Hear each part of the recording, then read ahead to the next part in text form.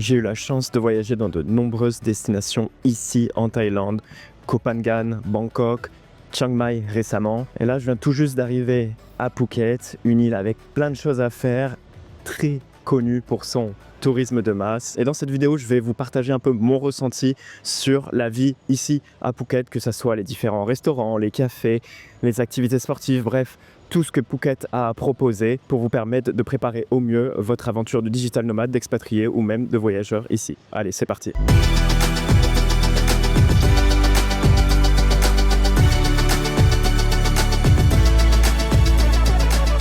Et pour commencer cette vidéo, me voilà du côté de Bang Tao Beach. C'est une très grande plage qui est juste magnifique. Il suffit juste de regarder le sable au sol. Il n'y a pas de rochers, très peu de coquillages. Le sable, on dirait du sucre glace. La mer est très certainement à 29-30 degrés. Pas parfaitement plate, mais relativement plate, donc parfait pour se poser tranquillement dans l'eau, nager un petit peu. La vue est vraiment magnifique. Je commence à comprendre un peu pourquoi Phuket est autant célèbre pour ses plages. J'en profite aussi pour vous donner un peu mes premières impressions ici. Alors, le premier truc qui m'a surpris, c'est que Phuket, c'est quand même sacrément grand. Donc quand vous arrivez à l'aéroport, déjà l'aéroport est quand même assez balèze pour une île, faut pas l'oublier. Et c'est un aéroport qui est ultra pratique parce qu'à partir de Phuket, qui se veut... Alors si je dis pas de bêtises, c'est le deuxième aéroport le mieux desservi en Thaïlande, juste après Bangkok. Et de Phuket, vous pouvez aller globalement de partout.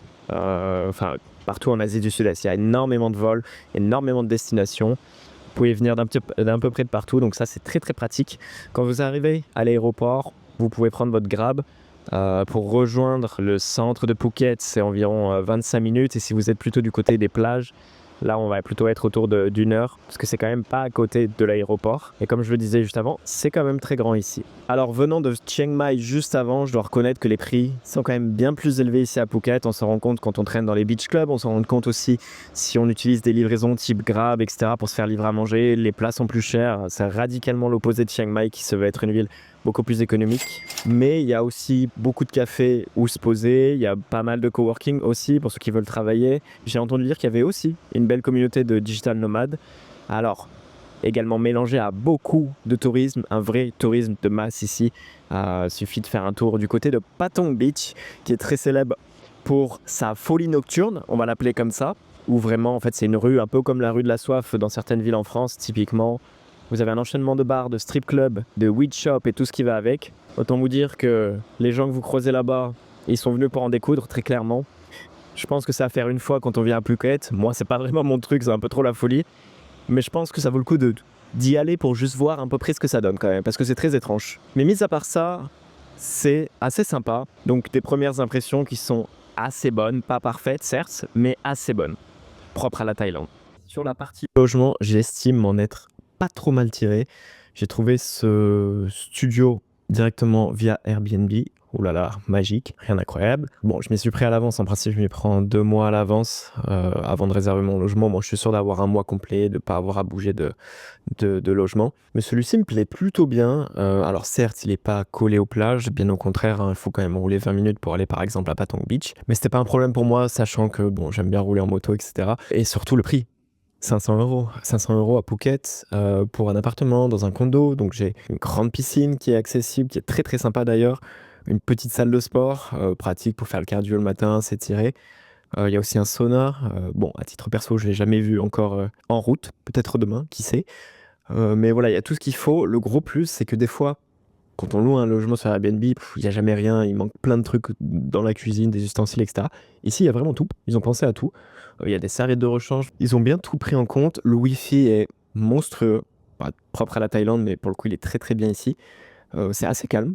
J'ai pas de problème pour dormir. Pourtant, je suis quand même quelqu'un d'assez sensible au bruit. Donc, pour être sincère avec vous, plutôt un très bon logement, une bonne pioche, comme on dit, avec un petit balcon en plus. Et ça, concrètement, il y a plusieurs offres à ces prix-là si vous êtes un peu plus loin de la plage. Après, par contre, si vous voulez le logement face à la mer pour pouvoir aller à la plage à pied, là, il va falloir compter entre 1000 et 1500 € mensuels sur Airbnb. Oui, ça pique pour la même qualité de logement, j'entends, avec piscine, etc. Donc oui, ça fait mal. J'avais regardé à la base du côté de Patong Beach, tout ça, tout ce qu'il y a autour. Et c'était très très cher. Donc je me suis rabattu sur cette option-là, mais au final, je m'en plains pas et je trouve le logement plus que correct.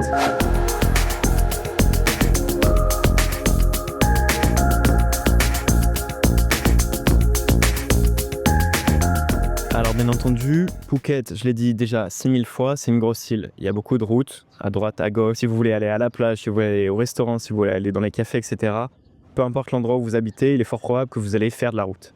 Alors vous n'allez pas faire 1 heure, 2 heures de route, mais bon, 20 minutes par-ci, 40 minutes par-là, vaut mieux être équipé. La solution la plus sûre et sûrement celle que les 3 quarts des gens utilisent, c'est de prendre un Grab, un taxi. Grab, c'est l'application qui est très connue ici, que vous pouvez aller prendre des taxis. Il y a aussi Bolt, ils sont un peu moins dispo, mais ils sont quand même là, souvent un petit peu moins chers d'ailleurs. Et ça marche globalement bien. C'est pas ici que les taxis sont les moins chers. Par exemple, avant j'étais à Chiang Mai, c'était vraiment pas cher. Ici, bon, ça reste moins cher que les taxis en Europe, ça, il n'y a aucun doute.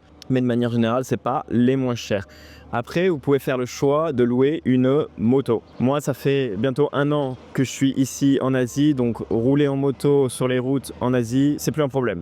Je sais comment ça fonctionne, je sais comment fonctionnent les priorités, à savoir qu'il n'y en a pas. Et je me sens très à l'aise maintenant. Si vous venez pour la première fois en Asie et que vous voulez louer une moto, un scooter, peu importe, un 2 roues quoi, j'avoue que ça peut être un peu perturbant au début, sachant qu'en Thaïlande...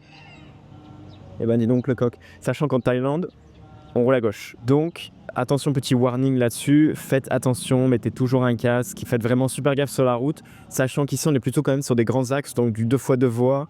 Alors, il y a des routes classiques, mais quand vous devez traverser l'île, etc., vous allez prendre du 2x2 voies. Ça roule quand même à 70, 80. Ça peut être un peu perturbant au début. Il y a pas mal de gros camions. Donc, louez des scooters uniquement si vous vous sentez à l'aise, si vous avez déjà eu l'occasion de rouler.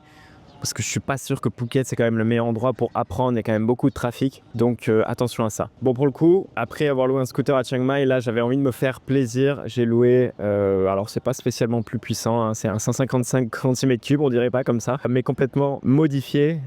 C'est une Yamaha XSR, donc complètement modifiée, donc elle a, donc niveau style 10 sur 10. Parfait pour Phuket, j'avais envie de prendre un truc vraiment sympa, donc ça c'est réussi. Et d'ailleurs je l'ai loué chez Religion Phuket, qui est un gros loueur de, à la base, grosses moto custom ici à Phuket. Alors ça a été créé par 2 Russes, ils sont super sympas, adorables, et donc ils m'ont fait confiance là-dessus. Bien entendu, si vous voulez louer des trucs un peu balèzes comme ça, n'hésitez pas à aller les voir, ils vous feront très certainement un prix si vous dites que vous venez de ma part. Au moment où je fais cette vidéo, ils n'ont pas encore de scooter, mais ça ne saurait tarder. Ils m'ont dit qu'ils étaient justement en train d'en commander, qu'il y a quelqu'un qui va aller mettre en place le service de location de scooter, donc ça peut être intéressant. Mais de manière générale, à Phuket, des loueurs de scooters, vous allez en trouver dans tous les sens. Pensez bien à négocier vos prix du mieux que vous pouvez, car tout se négocie en Thaïlande. Mais voilà, mis à part ça, ce truc-là, c'est vraiment fun pour rouler ici à Phuket, avec l'océan en arrière-plan. Et là, je viens d'arriver du côté du Madubroa Café, qui se trouve un peu plus autour de Phuket, hein, enfin on va dire presque au milieu de l'île, presque. C'est un endroit assez incroyable, il y a un espèce de petit étang rempli de nénuphars. Alors attention, ici c'est Instagramland, vous faites la queue pour prendre votre photo, mais tout autour vous pouvez louer, en tout cas ce qui s'apparente à des petits logements, des petits bungalows, dont certains avec vue sur le lac, c'est hyper sympa. On se croirait au fin fond du Vietnam, pour être sincère. Et des endroits comme ça à Phuket, il y en a un paquet. Il y a plein de cafés très sympas. Alors, ils ont tendance à être plutôt assez balèzes, avec beaucoup de choses à voir. Des fois, il y en a certains qui sont perchés dans les hauteurs, dans les arbres. Il y en a qui ont une super vue sur la plage. Bon, il y en a un peu de partout, faut pas avoir peur de rouler, bien entendu, hein, ça reste une grosse île. Mais celui-ci, je l'aime particulièrement parce que je le trouve, il fait assez authentique. Donc ça, c'est cool. Et bah, regarde, hop, stylé. Ça fait un joli background. Donc si vous êtes dans le coin, je vous invite vraiment à aller visiter celui-ci parce que pour le coup, il est assez atypique de par son lac, enfin son petit étang, on va plutôt appeler ça un étang au milieu. Et bon, ils font des très bons cafés bien entendu, hein. J'ai pris le classique Ice Caramel Macchiato. Ça c'est à faire. Et il y a pas mal de petites boutiques aussi autour si vous voulez acheter des trucs, ramener des souvenirs. Donc celui-ci, je pense que c'est un de mes favoris ici à Phuket. Bon, j'avais une envie folle d'entrecôte. Du coup, je suis allé me trouver un petit restaurant dans le centre historique de Phuket qui, ma foi, a des airs d'Amérique latine quelque part pour avoir passé pas mal de temps au Mexique. Toutes ces maisons, en fait, font très maison coloniale. suffit de voir sur les images, vous comprendrez ce que je veux dire. La Thaïlande n'a jamais été colonisée, mais il faut savoir une chose, c'est que Phuket, c'était sur la route de la soie. Donc tout ce qui est français, portugais, espagnol, néerlandais, ils sont énormément passés par là. Donc j'imagine qu'ils ont construit une petite partie de la ville. Et c'est vrai que ça se voit vachement sur l'architecture qu'il y a ici, qui est assez atypique pour la Thaïlande. Enfin, c'est la première fois que je vois une architecture comme ça. Bon, tout ça, c'était pas le sujet, c'est pas ce que je voulais dire. Je suis du coup allé manger mon entrecôte et je voulais faire un petit point sur les prix ici à Phuket. Globalement, ça dépend d'où vous êtes. Si vous êtes du côté des plages, donc Patong Beach, etc., pour y être allé une fois pour l'instant, vous allez vous faire allumer. Je crois que j'ai mangé une entrecôte quasiment le même prix qu'en France là-bas. Et c'était un peu cher, quoi, l'histoire. Après, c'est vrai que là, dans le centre historique, j'ai mangé pour moins de 10 €. Je vous mets la conversion à l'écran. Donc c'était c'était hyper intéressant. Mais voilà, ça dépend vraiment de l'endroit où vous allez. Dès que vous êtes près de la plage, bam, les prix s'envolent, c'est beaucoup plus cher.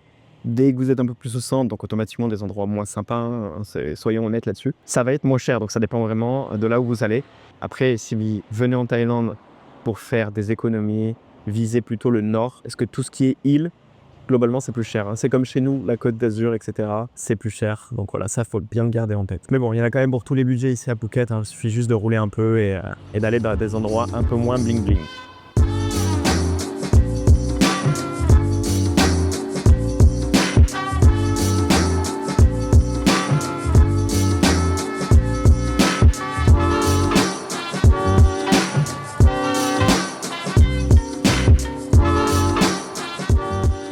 Alors rassurez-vous, si vous venez à Phuket et que vous cherchez des clubs de sport ou des complexes sportifs à la hauteur de vos attentes, rassurez-vous, vous aurez ce qu'il vous faut. Alors déjà, hop, on va enlever le smoothie protéiné de mon visage. J'ai trouvé ce club du coup qui est assez incroyable. Alors c'est pas vraiment un club, on est vraiment sur un complexe sportif. La preuve, il y a une piscine, on a vraiment tout ce qu'ils appellent un healthcare. Donc vous avez vraiment le club de sport, donc ça classique. Club de CrossFit, il y a des salles pour s'étirer, il y a des cours collectifs, ce qui est très bien aussi, tous les jours, il y a plusieurs créneaux, donc ça c'est vraiment très pratique. Ils ont un petit centre de soins qui s'est avéré être très pratique et efficace pour moi. Il y a 3 jours de ça, j'ai eu une douleur dans le poignet assez intense. Quand je dis intense, c'est vraiment intense. Et je suis allé me faire soigner pour à peu près 900 bahts. Ils ont utilisé plusieurs machines, alors je sais pas si c'est de l'ultrason, laser, etc. Et il s'avère que 2 jours après, 3 jours après, la douleur est complètement partie. Donc c'était assez efficace. Ça, c'est quand même un petit plus. Niveau équipement, ils ont des super machines, une grande variété de machines de poids libre. Donc ça, c'est très très pratique aussi si vous voulez vous entraîner sur des machines de qualité. Dans chaque vestiaire homme-femme, il y a sauna et steam room. Donc ça aussi, ultra quali. Moi, ça me permet de faire une petite séance de sauna après chaque séance de sport, ce qui est juste parfait. Et évidemment, la piscine. Alors, il y a 2 piscines. Une petite, bon, ça s'apparente plus à une pataugeoire et une piscine olympique. Alors, je sais pas, pour moi, c'est une 25 mètres, mais j'ai peur de me tromper sur la distance exacte, mais je pense que c'est une 25 mètres. Donc, suffisante pour faire des brasses, quoi, des grandes brasses, on va dire. Quelques allers-retours, etc. Et en plus de ça, donc comme je l'ai montré juste avant, il y a les smoothies protéinés. Donc en fait, il y a juste ça apparente plutôt à un café qui propose pas mal de plats protéinés, smoothies, shakers, etc. Donc c'est vraiment un tout en un. Ce club, il s'appelle Alpha Health Club. Il me coûte environ 70 € mensuels. Je vous mets la conversion à l'écran. Et c'est vraiment tout ce que j'attends d'un club de sport quand je voyage. Vraiment, ce type de prestation, c'est ultra quali. Ça permet vraiment de mettre l'accent sur sa santé. Et on n'est pas juste là pour faire du sport, on est aussi là pour se reposer, pour récupérer correctement avec tout ce qui est sauna, piscine, etc. Donc, ça, à Phuket, il y a plusieurs offres qui sont disponibles. Moi, j'ai pris celle qui était la plus proche de mon logement et je suis pas déçu là-dessus. Mais globalement, ce type d'offre, il y en a un petit peu de partout. Il y a aussi des clubs de sport qui sont moins chers. Il y a aussi énormément de clubs de Muay Thai. En fait, il y a une rue qui est très connue à Phuket. Certains la surnomment la Gym Street, où vous avez en fait un enchaînement de clubs de Muay Thai, clubs de muscu. Et c'est ça sur 500 mètres, je crois. Ça s'arrête pas. Là, vous avez aussi des boutiques de compléments alimentaires, etc. Enfin, j'y suis allé pour voir et c'était assez impressionnant. Mais j'habite à 20 minutes de cette rue, donc j'ai préféré m'inscrire ici. Mais pour ceux qui veulent, ça vaut le coup quand même d'aller jeter un coup d'œil, c'est assez impressionnant. En tout cas, voilà, je suis très content de ce petit club de sport et ça me fait un peu penser à ce qu'on peut trouver à Bali. Alors, il n'y a pas le ice bath ici, mais on en est plus très loin. Donc plutôt bien servi ici à Phuket de ce côté-là. Et voilà, c'est déjà la fin de cette vidéo. J'espère que ça vous aura permis d'en savoir un peu plus sur la vie ici à Phuket. Bien entendu, je vous invite à liker, partager cette vidéo, commenter aussi si vous avez des questions. En principe, je réponds très très vite. Pensez à vous abonner à la chaîne, c'est ultra important pour moi et je fais en sorte de faire une vidéo par semaine. Donc dès la semaine prochaine, vous aurez une nouvelle vidéo sur Phuket. D'ici là, je vous dis portez-vous bien et à la prochaine. Ciao.